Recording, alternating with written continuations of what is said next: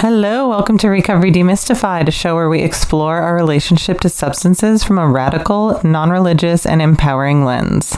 Our sobriety is not a purity contract. It is an invitation to become curious about ourselves and find our own unique paths to growth and healing.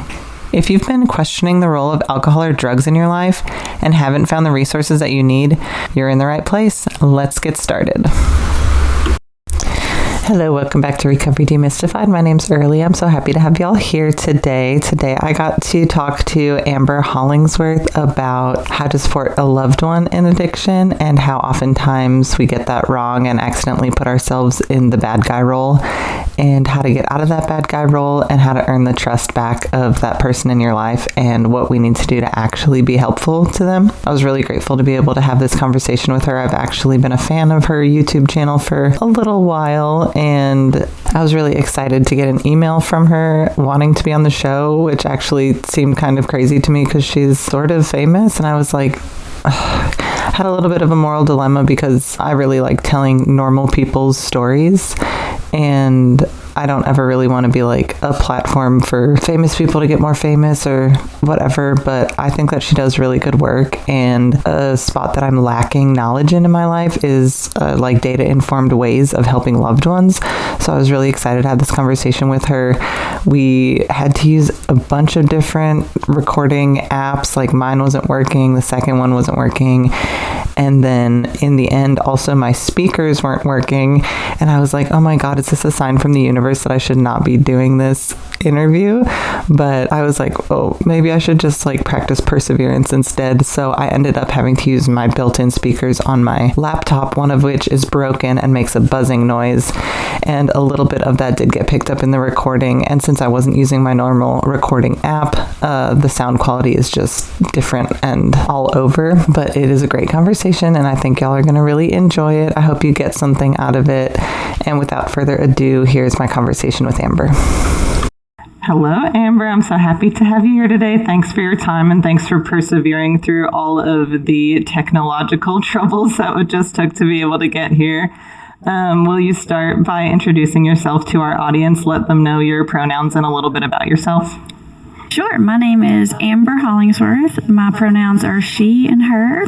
And I am an addiction specialist. I'm actually a licensed mental health counselor and a master addiction counselor. And I've been working with people with addictions for more than 20 years now. And most people these days know me from YouTube. I have a pretty popular YouTube channel called Put the Shovel Down. Yeah, that's actually how I know you too. I've watched your YouTube channel for a little bit, and I get a lot of junk emails from a lot of people like trying to sell their books or something like that. Mm-hmm. So it was really cool actually to be able to get an email from you and be like, oh, I actually like really respect this person. She does great work. So usually I just do people's life stories on my podcast, their personal stories with addiction and recovery in their own lives. So you're the first person actually that I've interviewed that is not their story. But I am curious how you got into the field of working with people with addictions. Well, thanks for letting me on. I feel honored now. I'm like, now the pressure's on. I better be good. I'm the only person. I got in the field kind of by accident, to be honest. I do come from an addicted family, like really hardcore addicted, like grandparents, siblings, cousins, aunts, uncles, the whole 9 yards. But it's not why I got in the field. Believe it or not, I didn't realize I came from such an addicted family until I was already in the field. Because when you grow up in it, it just seems normal. So you said that the majority of your family was pretty rough with addiction. What do you think went different in your life to have you not be involved in that? It's actually kind of embarrassing to admit. You know how when you are a teenager, you're young, and you rebel? Well, my family were doing a lot of bad things, so I couldn't really rebel against that. So my rebellion was literally like, I'm going to make good decisions, not like you guys. Lame, right? So it's kind of embarrassing to admit that. But the honest answer is that when you grow up in it and you see the dark side of it, it really doesn't look as sexy or appealing as it may if you didn't grow up in it, if that makes sense. Like it never really was even tempting because it was like, that doesn't look that doesn't look fun to me at all. Yeah, it's interesting because we have a lot of people on the show who it's like the opposite thing sort of happened for, and you do hear a lot about addiction running in families, so I'm always really curious about how some people get sucked into it and some people are able to escape it, but the story of teenage rebellion and being like, I'm not going to get into it myself, that makes sense to me. I'm curious how having the experiences with your family as a kid has informed your ability to be a good caregiver and medical professional now that that's the field that you're in. Well, I think, even though addiction was all around me growing up, I mean, like everywhere, I don't have a single memory of my grandma, which I called Mimi, without a glass of hard liquor in her hand, like none. My mom was actually using meth with my older half sister. Like it was pretty hardcore. But believe it or not, even though I grew up in all that, I felt like I still had a good mom. I feel like I had a really good grandmother. I feel like I had good family that sort of loved me. They weren't very good at financially providing, so that was a little bit hard for me. But as far as being good people and people that I liked and enjoyed being around, I have to say that even though they had addictions, they were very much sort of good family.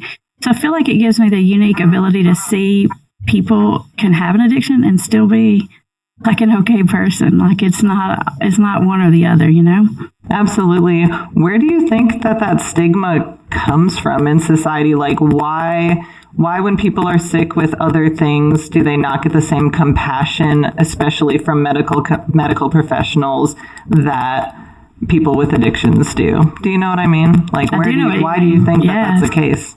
I think it's the case I'm going to sort of answer it in two parts. The first is in general, maybe why people that have addictions don't get that same compassion. In general, the thing of it is when you have addiction, it brings you to a place of desperation that you end up doing things that hurt the people around you. And that doesn't really happen so much in other kinds of illnesses. So it gives you a really bad rap because it makes it look like this is a bad person, when in actuality, it's a good person with a bad problem, if that makes sense. So I feel like that's why in general it gets a bad reputation. As far as with medical providers, it's such a difficult thing to help people with. What ends up happening when you're in this field is you get compassion fatigue. You just get wore out. The average lifespan of an addiction counselor is like 5 years. It takes longer than 5 years to become one. So that's really sad. And the amount of student loans you have to get is pretty crazy. So, but what happens is you see the same thing over and over and over, and you feel like what you're doing isn't helping people. And eventually you just burn out from it, I think. And so I feel like that's part of it as far as the reputation. What happens to addiction counselors is when their person doesn't get better, if they're not healthy enough, they'll see that as some sort of reflection of their skills or whatever.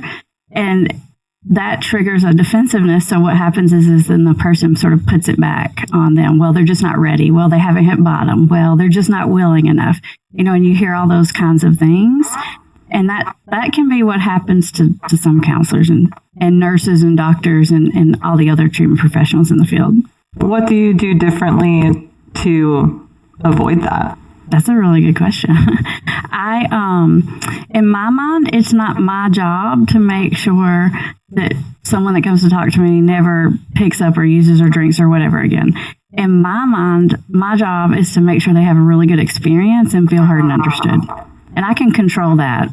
Not completely 100%, but largely. And so I don't really run into that compassion fatigue and burnout so much because I'm not stressing myself out over it.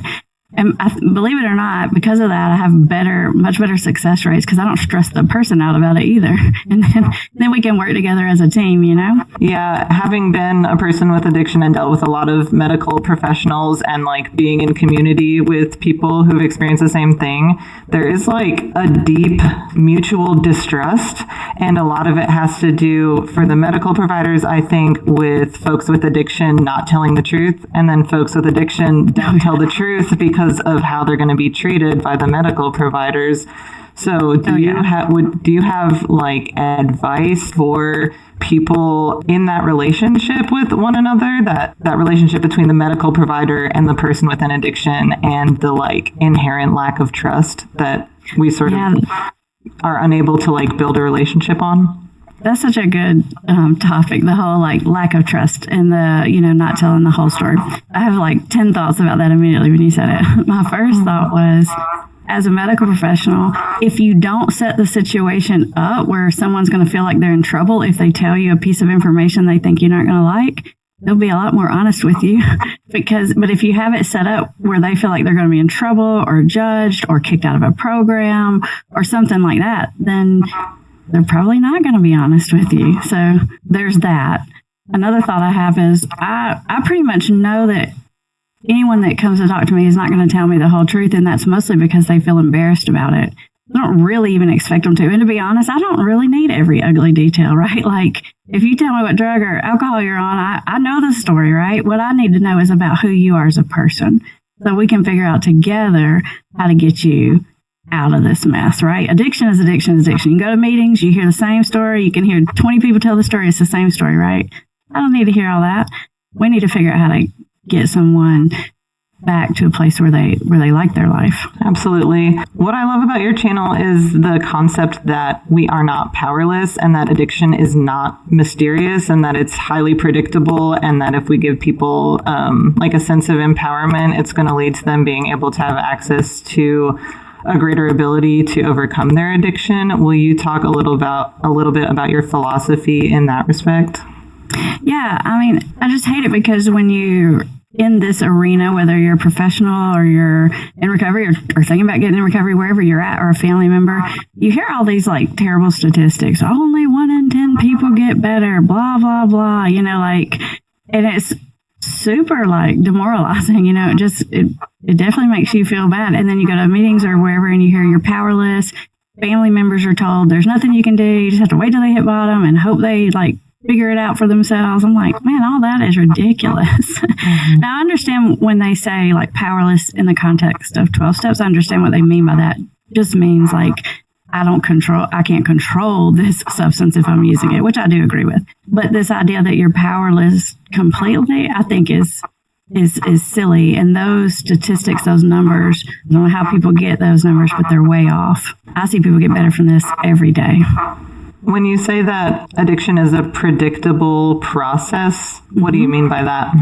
It's hard if you're unfamiliar with it. Like if you have a loved one who's struggling, it's hard because it feels like nothing you try works, and that's because it messes up the motivation center of someone's brain. So normal things that motivate regular people won't motivate someone who has an addiction. And so you feel like it's not predictable, or you feel like there's nothing you can do. But actually, it just plays by a different rule book. And once you understand that rule book, you can actually very easily predict what's going to happen. And my goal, like on YouTube channel, is to help people get ahead of it. Instead of fighting about what's going on today, let's get 5 steps down the road. If you've ever been around like groups of people who struggle with this, you can see how predictable it is. Like you can listen to a newcomer come in, you can be like, oh, here's what they think right now, here's what they're going to think tomorrow, and here's what they're going to do, and they're going to say this at the next meeting. Like it's literally that predictable. I'm curious, are you a prescribing provider, or do you work with prescribing providers? Good question. I'm not, because I'm not a doctor. I'm not a licensed doctor. So I just do the talking, which thankfully takes a little pressure off of me. Yes. I don't have anyone in my office directly that prescribes, but I work with people who work with prescribers, all kinds. Okay. So my curiosity with that is people who receive dual diagnosis, like say someone's institutionalized in a mental health crisis and it has to do with an exacerbation of their addiction. This happened to me where I got a fake bipolar diagnosis, and it happens to, the more I talk to people, the more I hear about getting diagnosed bipolar while institutionalized and then getting well later on and having absolutely no symptoms of being bipolar and needing to get undiagnosed. And personally, I was put on a bunch of really hardcore medications, antipsychotics, and things that have dangerous side effects that I did not need to be prescribed as. And all of my symptoms could be explained by my addiction. And even when you read the DSM, right in there, it says if the person's symptoms can be explained by use of a substance, then you can't diagnose them as bipolar. And I was curious what your thoughts are with the dual diagnosis and people getting diagnosed oftentimes when their symptoms can be explained by their addiction. I've seen that so many times, and it happens all the time. And you're right, especially like in an inpatient setting. I worked in an inpatient setting for like 10 years, like detox, acute care, and I saw a lot of that. The thing of it is when you have an addiction, you're going to have literally every single mental health symptom that there is. They're going to look like you have like all the things, right? And you can't really tell until you get someone a little ways away from it to kind of see what's left. Now, almost anyone that has an addiction is probably depressed and anxious. They may have been depressed and anxious before, and that sort of helped this whole thing come along. But even if they weren't before, they will be by the time they get sitting in my office, because this thing just wrecks your life, So of course you're depressed and anxious. And then, of course, what it's doing to your brain chemicals, But the bipolar thing is a little bit more complicated. When people come in and they tell me they've got that diagnosis, I almost immediately get like skeptical about it, probably overly skeptical about it. I'm like, whatever, we'll see, I think in my head. And occasionally I'm like, oh, this person really does have it, But a lot of times, most of the mental health symptoms, whatever the diagnosis, either go away completely or get like 80% better once they get sober. So it happens all the time. Yeah, it's very interesting. When I was inpatient and I went to see the psychiatrist, and I came out of, or the psychiatrist was like, well, what do you think I'm going to tell you? And I was like, that I have an addiction and anxiety. And he was like, you're bipolar. And I was completely taken aback, and it felt so wrong. And then I walked out of that room, and someone who was, a revolving door member of that community who had been inpatient a bunch of times, I came out, and she looked at me and she goes, he told you you're bipolar, didn't he? And I was like, he did. How did you know? And she goes, he tells everyone that. And then the thought, that the person who's had an addiction that's been in inpatient so many more times, I've never forgotten that. I'm like, oh, she was the one with the wisdom in that case, unfortunately. I guess doctors can be predictable too. Yeah. Yeah, that's crazy. Oh my goodness. And you're right, it's kind of scary, all those bipolar meds are hardcore meds, it's kind of scary. I went home and I was like, antipsychotics. I was like, I'm psychotic? I just thought I was a fucking alcoholic. Right. Something I'm really curious to talk to you about is how family members can help their loved ones. There's a lot of addiction in my family, and I've had to help my siblings here and there, but most often I've been on the other side of it and had people trying to help me. And I never knew what I needed in order to get help, but I would go through phases of wanting to get better and then also wanting people to stop bothering me. And I'm just really curious from a data-informed standpoint, what you see people doing wrong and what people can do when they actually want to help their loved ones get better. When you have someone you love deeply and you're watching them sort of run out in front of a train is what it feels like. You're watching them make all these bad decisions, and you're worried they're going to destroy their life and yours, possibly. Your natural reaction is to run in there and try to stop them. So if you imagine someone running in front of a train, naturally, if you saw someone you loved run in front of a train, you would run in front of them, get their attention, wave your arm, scream, there's a train coming, get off the tracks. So that's kind of metaphorically what the family members do. The problem with that is twofold. One is it really just serves as a distraction and keeps the person from being able to see what the real problem is. It gives them something else to look at, and then they don't see the train coming. And it puts them in what I call the villain role, because there gets to be this giant power struggle between the family member and the person. And as long as that power struggle is going on, it makes the addiction last that much longer. So there's a lot of things family members can do, but the most important thing they can do is get out of the villain role, because even though it's a natural reaction and a valid feeling, a valid behavior, it's not helpful, and it slows down the process of someone actually getting better. Because like you said earlier, people have these little moments, I call them moments of clarity, where they want to get better and do better.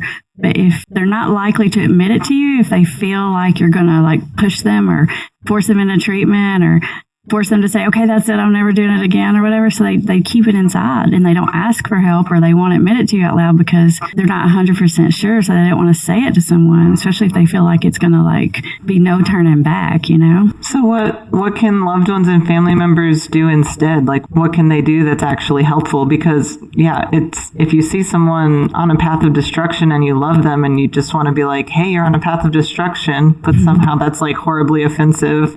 What can they do that will actually help that person? After you get out of the bag and roll, that's the first step. The second step is to do what I call build credibility.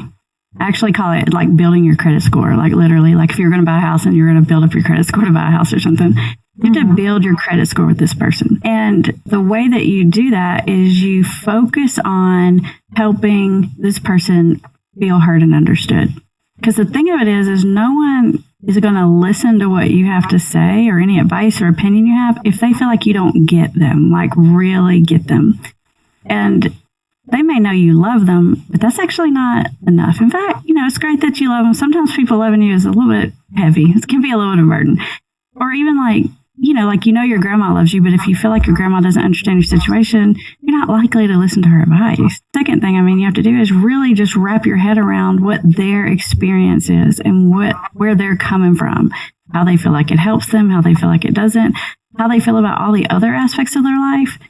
It's like you might listen to your best friend because your best friend knows you, like really knows you. So you have to really know someone before they're going to listen to you. So you get in the bad guy role by bringing something to their attention that they're not ready to see. And you get out of it by offering like active listening and empathy.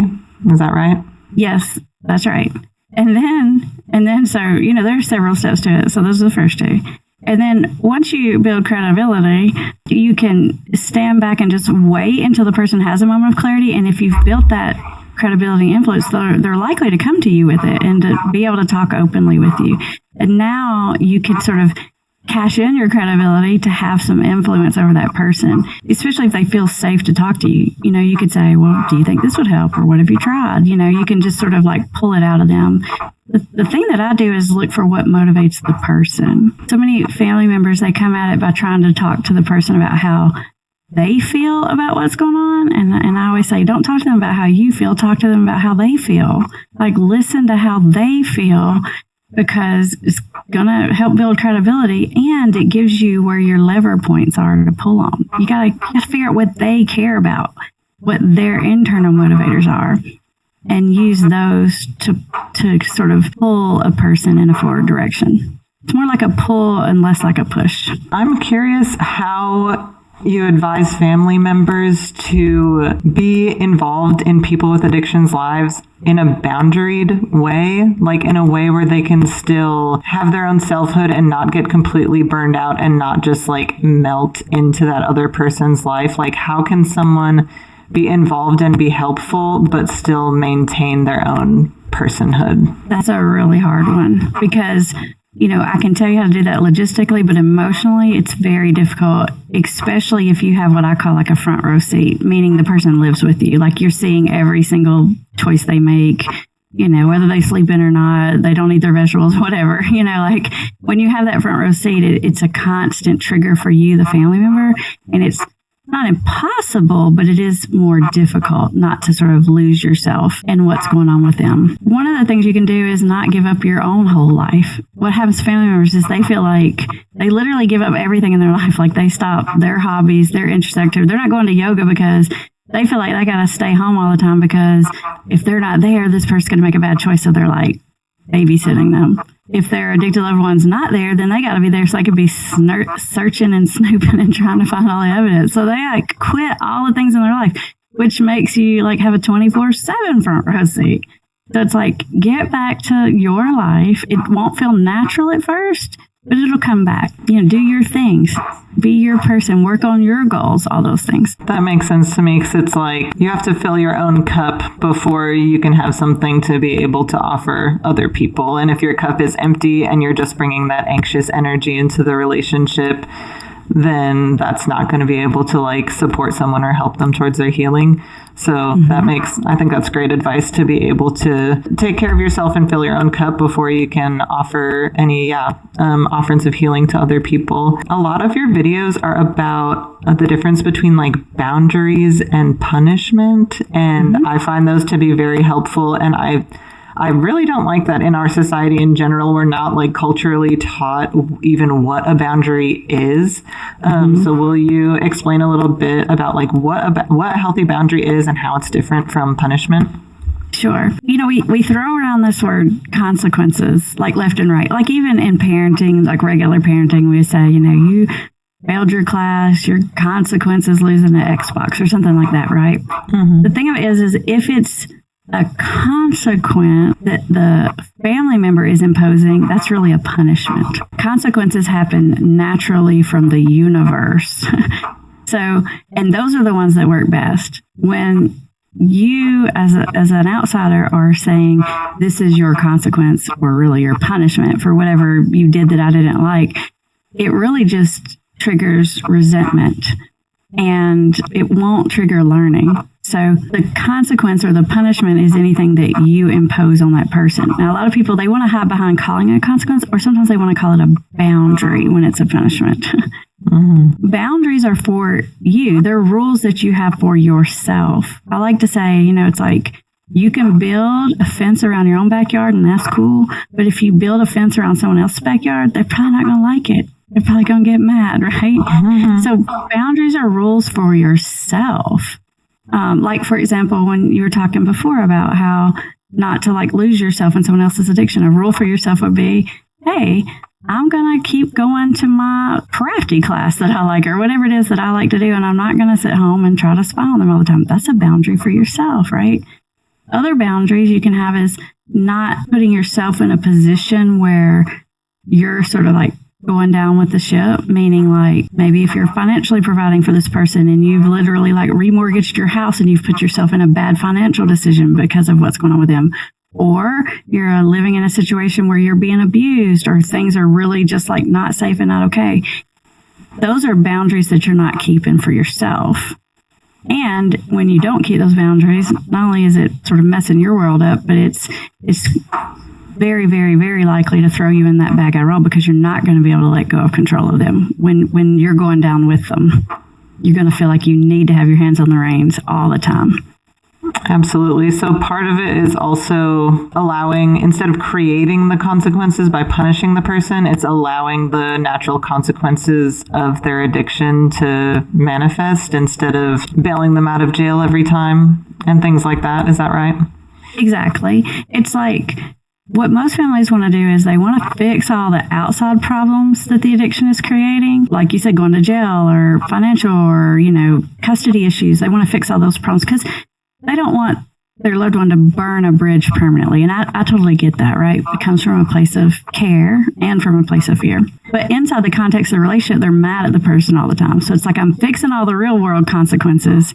But the dynamic between the two people is like, I'm mad at you, I'm resentful of you, I'm critical of you, I'm controlling you. That is the exact opposite of the formula that you want. That will keep someone in denial, angry, resentful, all the things which don't help addiction. You want to reverse that. You want to let the universe be the bad guy whenever possible, and you be the good guy. That is the formula that actually activates the learning center of someone's brain. Like, for example, if, like, let's say this is your young adult kid and they're going to college or whatever, and you're constantly on them about turning in their assignments, and you're like literally logging into the parent portal and seeing, you know, every day they went to class or to go to class or whatever it is, and you're constantly on them. Well, the problem with that is if you're on them all the time, guess what the worst thing could happen is they could pass that dang class. And then when you're on their case all the time, they're thinking, I don't know what your deal is. I'm fine. My grades are good. My only problem is you're at my butt all the time. Now, if you're the family member, you're thinking, yeah, but that's only because I make you do all that. And they're probably right, but it creates the wrong picture. You see what I mean? Like, it gives the person the impression that it's not the addiction that's the problem, it's the family member that's the problem. And you want to reverse that kind of situation. That makes sense. It's complicated in my mind because within the definition of addiction is that we continue to use the substances despite negative consequences, or it wouldn't be an addiction anyway. Right. So I'm curious why sometimes the natural consequences don't work, even to the point where sometimes it's people end up homeless on the streets and have nothing left to lose anymore, and they're still using. If we're supposed to allow our loved ones to experience the consequences of the universe, it can be really scary to watch, I think, and it might seem sort of hopeless. So I'm curious what your thoughts are on that. This is just my personal opinion. I don't know what other people would say about this, but I feel like there's sort of this sweet spot of consequences. I feel like if it goes too far, if a person loses too much, then they're a lot less likely to choose recovery because they actually just get used to it. People get used to being in jail or prison. People get used to living on the street. Once someone's kids have been taken, there's not a lot left to motivate them to make a different choice. And so I do think that there's this sort of, it's not that there's a point of no return. I mean, people turn it around in the worst of situations, but I think it's less likely when it gets to a certain point. So, and it's not so much that I'm saying that to tell family members to prevent that from happening. I'm just saying, the sooner you can let some of the smaller consequences happen, earlier in the process, the greater the chances that the person's going to figure it out before they burn all those bridges, before they hit all those really terrible bottoms, because it's hard to come back from. So if someone's trying to create this conversation for the first time with a loved one, how would you advise them to do that? I've heard varying stories of people's experiences that have addictions, and sometimes it's someone will say something to them and it'll just piss them off and make them want to push the person away. And then other times I've heard people be like, oh, thank God, finally somebody said something, and now I have permission and a reason to turn my life around and seek recovery. And without a crystal ball, I've been curious about what your advice might be for how and when to have that conversation. If you know that you have been in the villain role, and you know it if this is you, right? Mm-hmm. You don't have that conversation with them. It won't go well. In fact, anything you have to say, it's you have the opposite of credibility. The person will just keep doing it despite you, even if they want to stop, because they're just so mad at you.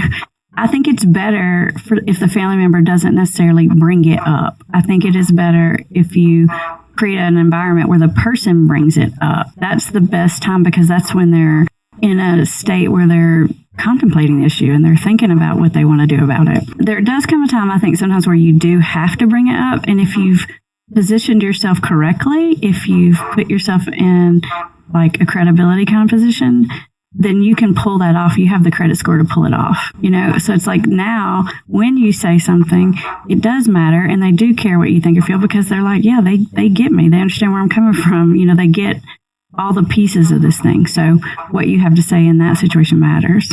And it all starts with a foundation of trying to understand the person with addiction and listen to them and creating an environment of empathy. Is that right? Right.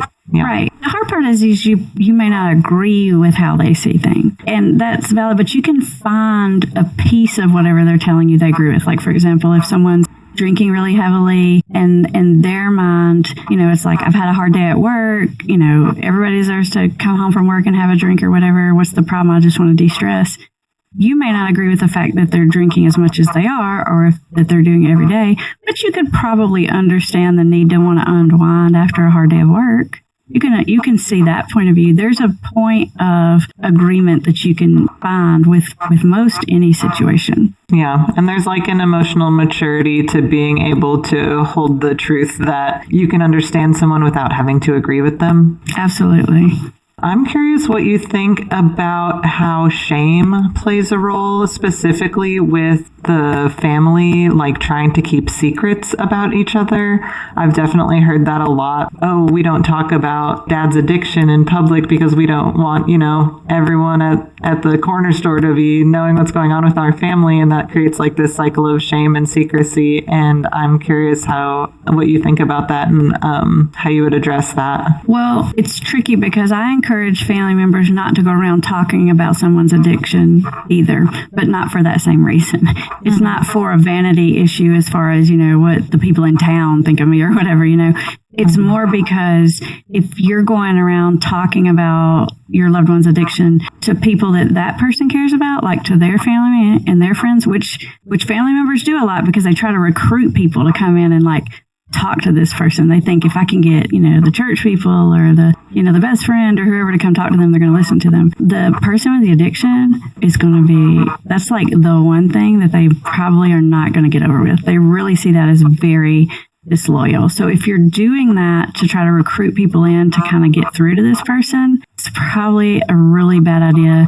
It is going to backfire on you. And I can go into that if you want me to, but just trust me when I say it's not going to work. And the addicted person, if you want to put yourself in the villain role, that's the quickest, fastest, easiest way to become the biggest villain ever is to do that. That makes sense to me. I guess more of the angle I'm coming from is when people are enabling the addiction by pretending it's not happening, if that makes sense. I tell family members, you don't have to go around and cover up anything. Right? It's not your job to make sure people don't know. It's also just not your job to tell people that don't already know, if that makes sense. Let the natural world do the natural world thing. It's the natural consequences thing. But as far as how it backfires on family members when they go and try to recruit is this. When you're in that dynamic with someone who has an addiction, what you don't know has been happening behind the scenes because you've been in the villain role. They've been going around to all the people they know and they care about that like them and telling them how mean and controlling and critical and negative that you are and how you're treating them all these ways. You don't realize that that's been happening behind the scenes. So when you try to go to their family and friends, actually what ends up happening is you end up looking exactly like how they've been describing you. And so it actually backfires on you because it convinces those people that your loved one was right about you. For example, I see a lot of times when people are married to someone who has an addiction, they'll want to go to that person's parents and say, I need some help. Your son, your daughter, they have this problem or whatever. And if that problem was going on long before you came along, that might work. But if that problem came along after you came along and you try to go to their parents, it is not going to work because someone's parents, they're going to take their side. And like I said, they've been complaining to their parents about you for months, maybe years. And so the parents are actually aligned against you. So not only are they not going to take your side, they're going to rally on the other side, which is super frustrating, but that is exactly what will happen. Now you've got a war on your hands. Right. And it's and the more you do that, the more maddening it gets, the more you try to get people to see it, the more you look like what this person has been describing you. Mean, controlling, critical, never happy, never seeing the good, whatever. And then that makes other people want to run and enable that much more. So the basic overview of the step of helping someone in your family who has an addiction is getting out of the villain role. Most important. Yeah. And you do that by showing them empathy, compassion, and understanding. And then you wait for them to bring up the conversation. You allow those natural consequences to happen. And allow the natural consequences to happen. And then they bring up the conversation. Right. And is that basically it? Or are there any other key steps that I'm missing? When they bring up the conversation, because it could be that you've been waiting and waiting. It's and then you might want to pounce. Don't pounce, okay? Because they're probably going to bring it up in some version it's not going to look like, I need to go to treatment and get sober forever. That's not what they're going to say. They're going to say something more along the lines of, I really need to cut my drinking back. Or I need to stop hanging around that one person or whatever. And when they approach you like that, you just come at it from a point of curiosity. One of the best things you can say in that moment is to say, well, what's making you feel that way? What's making you say that? And the reason why this is so effective is because it's forcing, when the person answers that question, they're actually reinforcing in their own mind why they want to make this decision or why they need to change, as opposed to if you say, hey, guy, you finally are realizing I told you not to be around that person, or whatever, then it's going to put them in a position to think and say the opposite of that. They're going to want to defend themselves. So you always want to ask questions and make statements in a way that puts the person in a position to say or think what you want them to say or think, not the opposite of it. So you ask the question, why do you feel that way? Well, what have you tried in the past? Well, what's worked and what hasn't worked? Well, what kind of person do you think you would work good with? Like, you're asking them these questions so that they're finding the answers. Because people are a lot more likely to try things if it's their idea. Oh, yeah. I don't know anyone that likes being told what to do. Right? Yeah. Yeah, people like to be very self-led. So is that the whole picture, basically? That's the end of how you help folks in your family address their addiction? The last step is to ask them curious questions when they finally bring it up? Or what comes after that?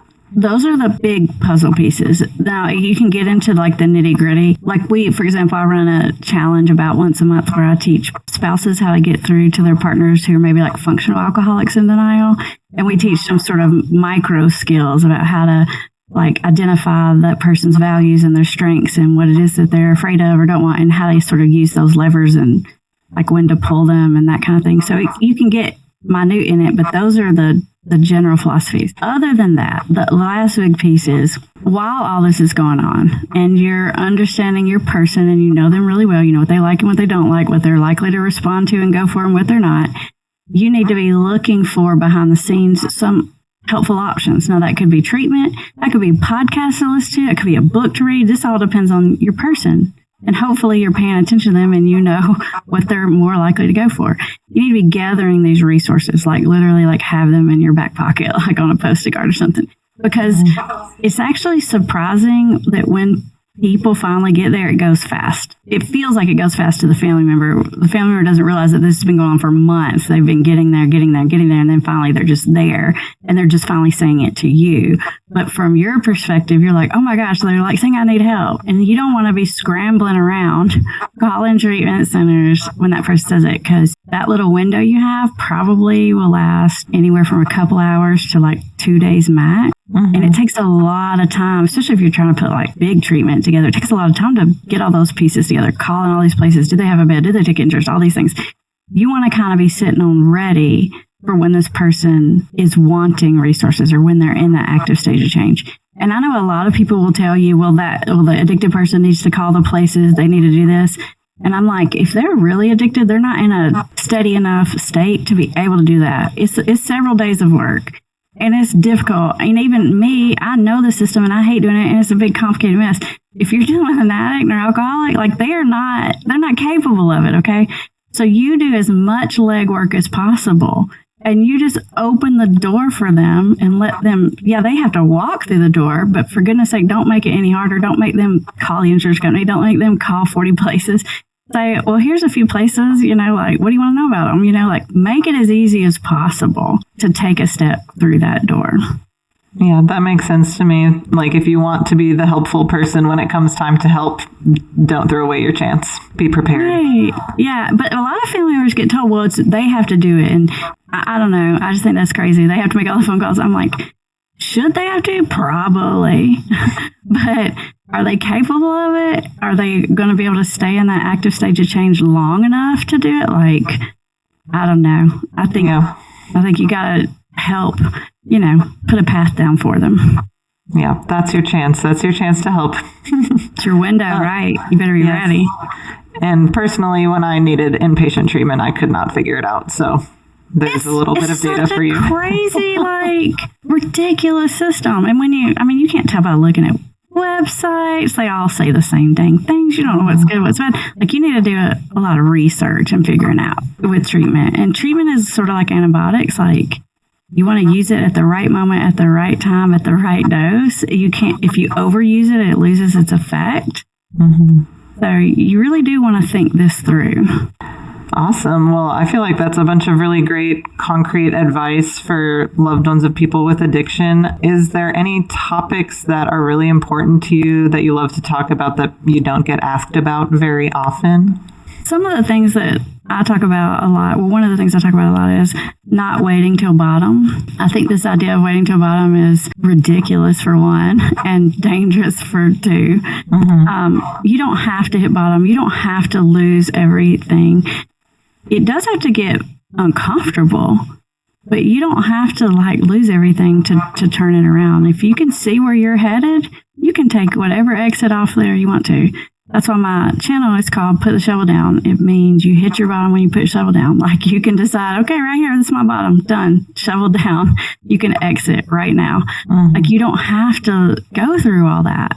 And you know what's crazy is I see people who like literally, maybe they go to treatment and they're sober for like a couple of weeks. They go to some meetings, they hear people talk about hitting bottom, and they will convince themselves that they didn't hit bottom, so they don't really mean it, and they'll literally go back out and use. I'm like, that is crazy.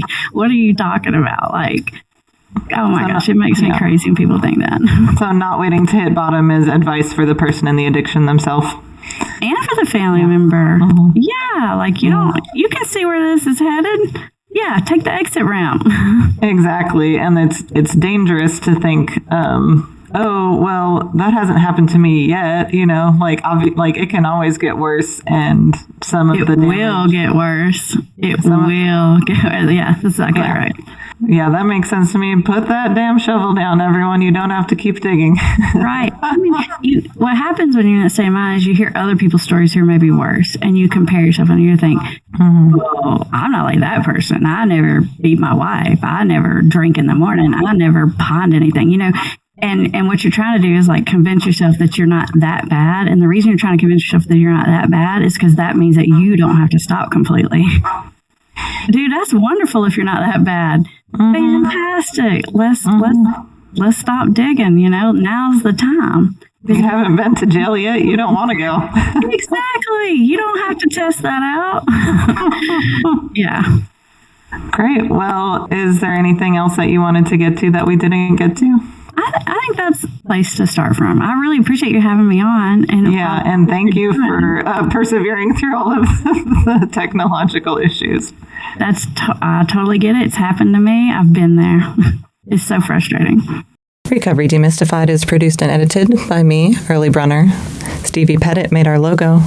Our social media manager is Kaylee Bausch. Logan Bragg wrote our beautiful theme music. We are entirely supported by donations as a 501c3 nonprofit. Your tax-deductible donations can be made to our Venmo or to our PayPal at Recovery Demystified. May you be happy and free, dear listener.